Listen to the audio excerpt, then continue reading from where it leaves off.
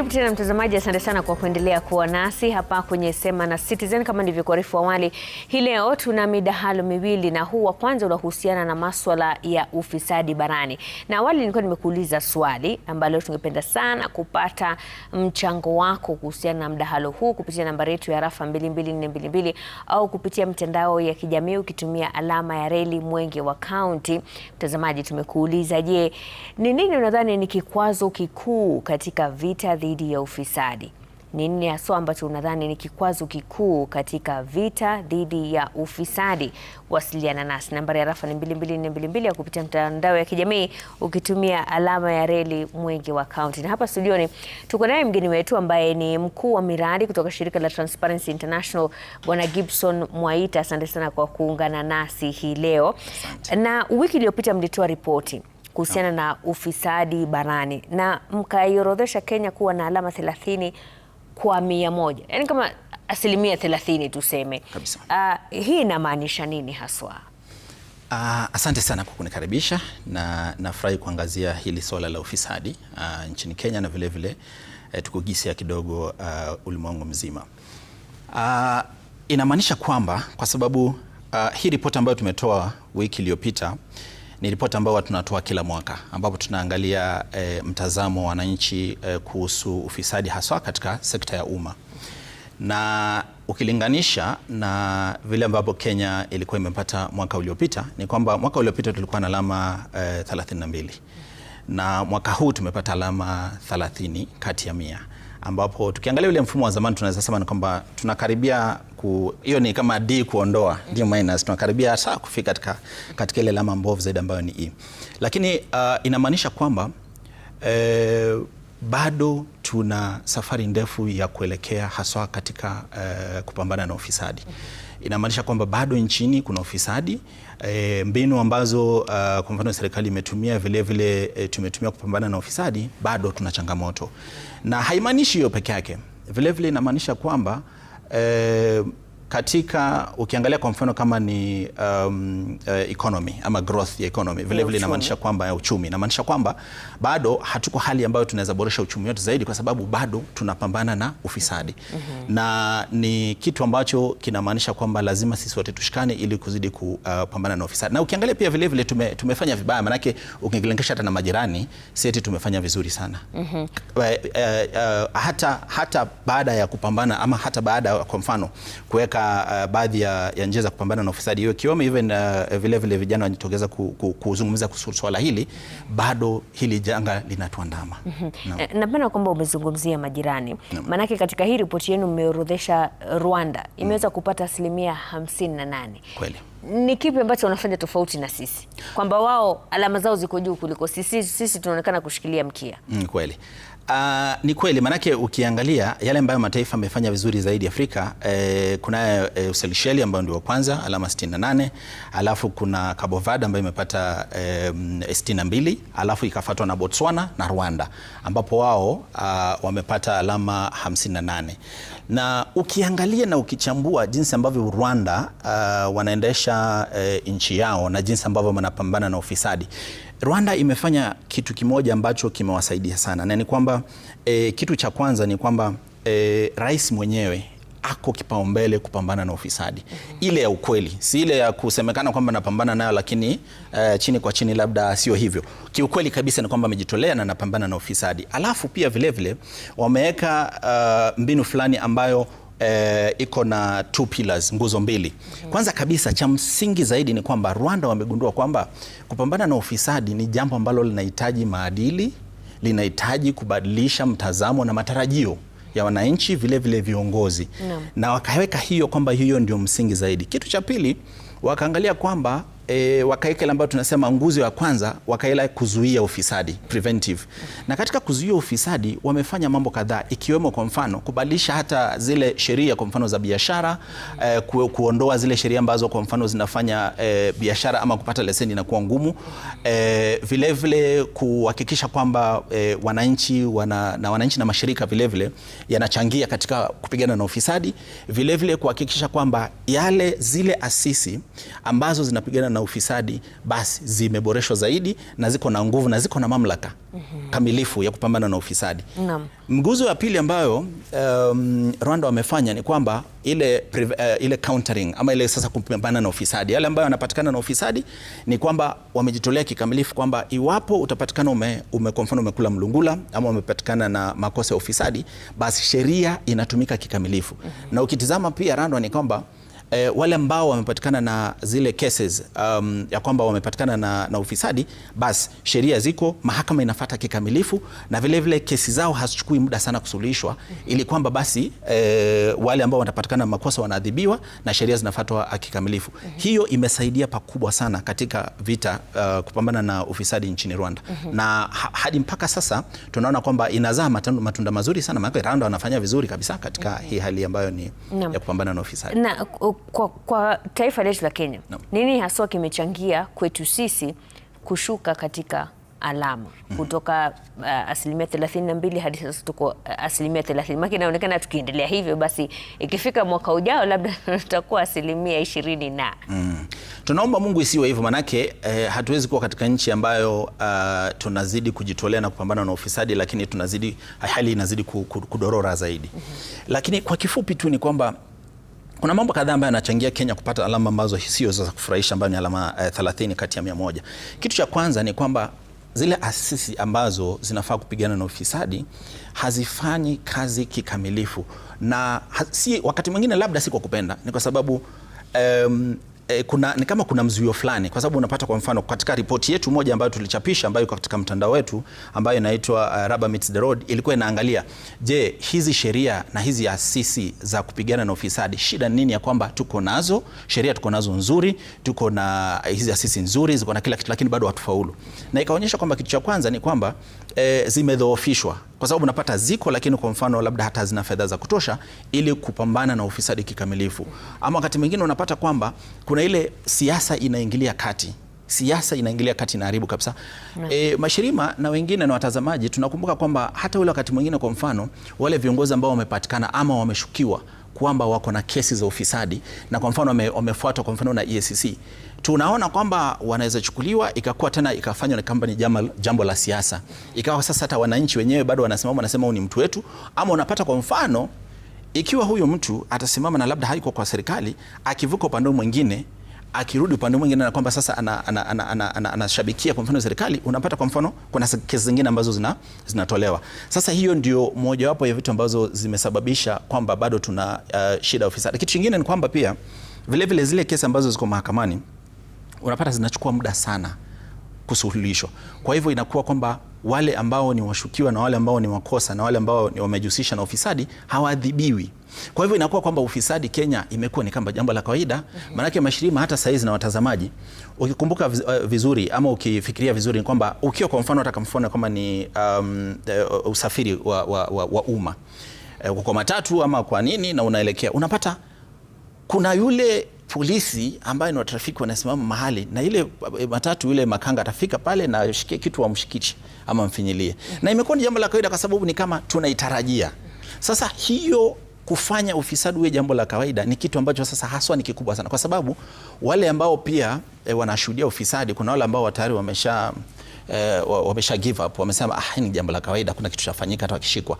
Ama vile wale ambao kwa mfano wanajitokeza kuripoti ufisadi, ile tunaita whistleblowing, kuna wale ambao wanaandamwa na wale ambao wanaadhibiwa, wale ambao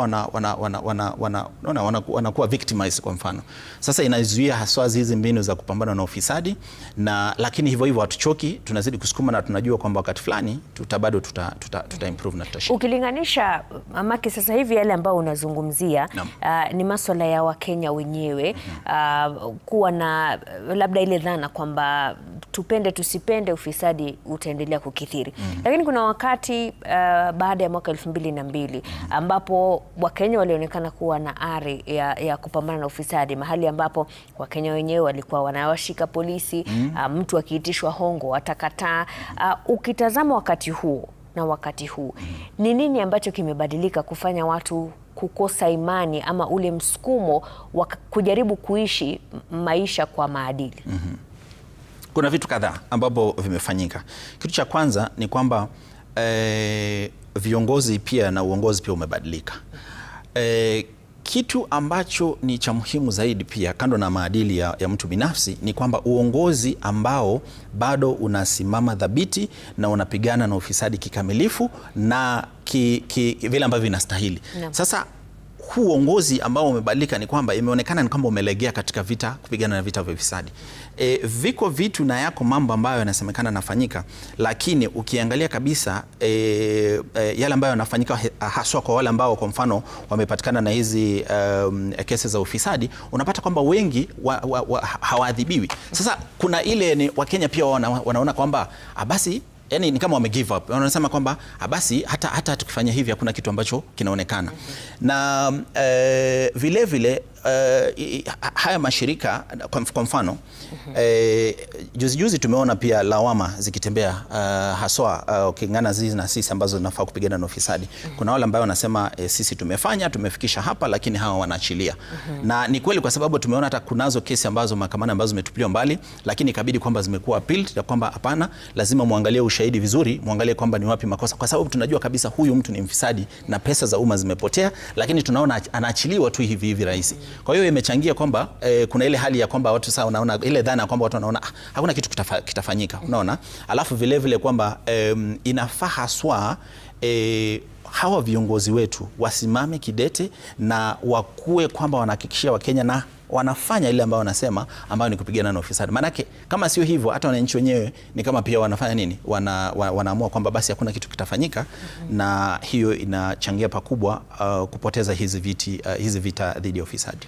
Naangalia baadhi ya jumbe ambazo zimeingia hapa kutokana na lile swali ambalo tuliuliza kwamba ni nini ambacho ni kikwazo kikuu katika kupambana na ufisadi. Kuna Charo kutoka Molo anasema ni ukabila. Kuna Cecilia kutoka Kilungu anasema ni kwa sababu ya ulafi wa viongozi na kulenga viwango vya juu na wasivyo vifikia. Kuna mwingine hapa hajasema jina lake lakini anasema ni leadership from executive, they are corrupt. To fight corruption you must be corrupt free. Buya Mgawa kutoka Tana River anasema EACC, judiciary and office of the DPP should be blamed for all cases. Kuna mwingine hapa anasema ni yale mambo ya YK92 ndio haya tu, wale nyani ni wale wakati ndio hawa tu, msitu ni mpya lakini nyani ni wale. Ukiangalia hizi jumbe, ukizisikiza hizi jumbe, ni Wakenya wanalaumu zaidi taasisi na asasi za serikali. Labda kuna zaidi ambalo Wakenya wanaweza kufanya kuhakikisha kwamba hizi taasisi ambazo wana imani nazo zinaweza kupewa nguvu na zinaweza kupigwa jeki ili kutekeleza yale matarajio ya Wakenya. Ni kweli kwa sababu kila Mkenya ako na part ambayo anacheza katika kupigana na ufisadi, na wakati mwingine huwa anasaidia sana ule wakati ambapo Wakenya wenyewe wananchi wamejitokeza na wanaongea kuhusu hili swala, kwa sababu kama vile nimesema na ni kweli venye Wakenya wanasema kwamba hizi asasi zimedhoofika, hizi taasisi na hizi asasi zimedhoofika, na wakati mwingine kwa sababu zinadhoofishwa kimakusudi zisipambane na vita kikamilifu. Kwa hivyo Wakenya wako na mchango mkubwa sana katika vita hivi dhidi ya ufisadi, kwa sababu ile even civic duty ya kwamba lazima wahakikisha kwa mfano kwamba hata wale viongozi ambao sisi wenyewe tunachagua waingie katika mamlaka, tunawapima vizuri, tunawaangalia vizuri na tunachagua viongozi ambao wanastahili. Kwa mfano tu ambapo ni jambo ambalo litasaidia pakubwa iwapo kipengee cha 6 chapter 6 ya constitution ya katiba hii ya Kenya itafanywa kikamilifu, basi itasaidia sana, kwa sababu tunapata kwamba kukiwa na shida katika ule mchujo wa viongozi, tunapata viongozi ambapo wako mamlakani ambapo sasa wao wenyewe kwanza hawana ile goodwill, because tumeona kabisa kwamba vita dhidi ya ufisadi wakati mwingine si kwamba ni swala la kisheria, kwa mfano ni swala la kisiasa na goodwill ama ukosefu wa ile ari na ile azma yenyewe ya kufanya nini, ya kupigana na ufisadi. Kwa hiyo ni kwamba inafaa, kwa sababu hiyo ikifanyika na kukiwa na viongozi ambao wanastahili, hao viongozi wata make sure ama watahakikisha kwamba hizi taasisi na hizi asasi zimepewa uwezo ufaao na vile uwezo wa capacity ama vile uwezo wa kifedha kusudi zipambane na ufisadi kikamilifu na yale ambayo yatasemekana kwamba yatatekelezwa. Kwa hivyo sisi wote tuko na mchango hapa kuchangia. Na kutodhibitiwa kwa ufisadi kutakuwa na athari gani miaka itakayokuja haswa kwa Kenya?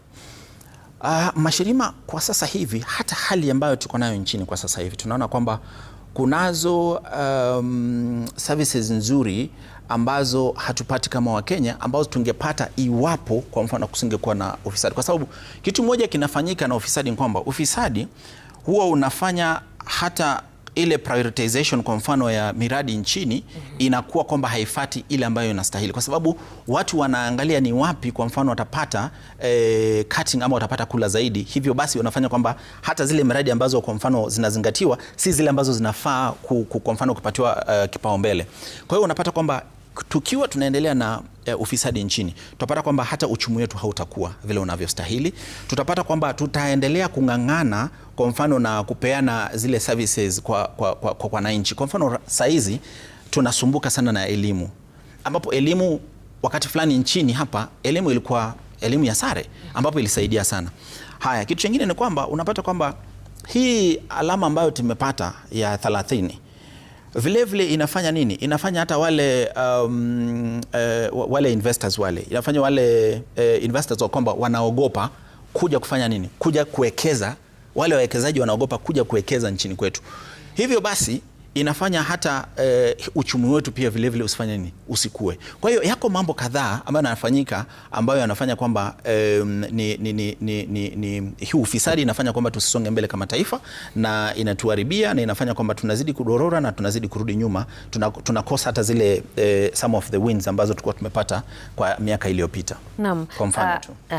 Mtazamaji, tunapumzika kidogo, tunataka kusoma baadhi ya jumbe ambazo zimetumwa hapa.